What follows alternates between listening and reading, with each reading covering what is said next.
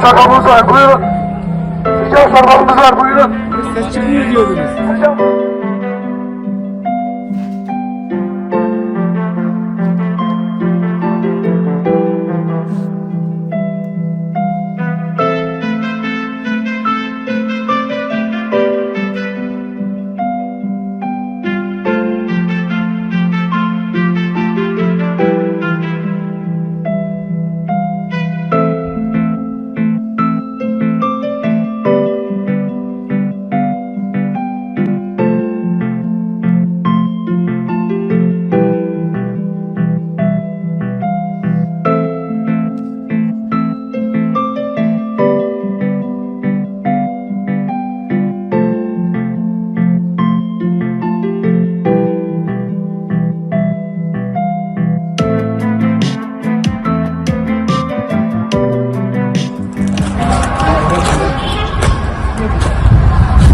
Şu anda Hollanda Diyanet Vakfı Yönetim Kurulu ve en çok konteyner bağışında bulunan cami başkanlarımızla beraber Hatay'ın Hassa ilçesindeyiz.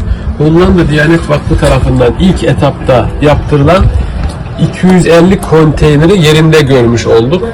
Yüce Rabbim öncelikle Harderwijk Mehmet Akif Ersoy Camii Yönetim Kurulu'ndan, din görevlimizden, cemaatimizden, kadın kollarından Allah razı olsun.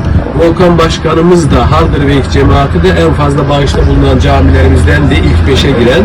Kendisiyle beraber 4 günlük bir ziyaretimiz oldu. Şu anda da bağışınız olan konteynerimizin isminin olduğu mahalledeyiz.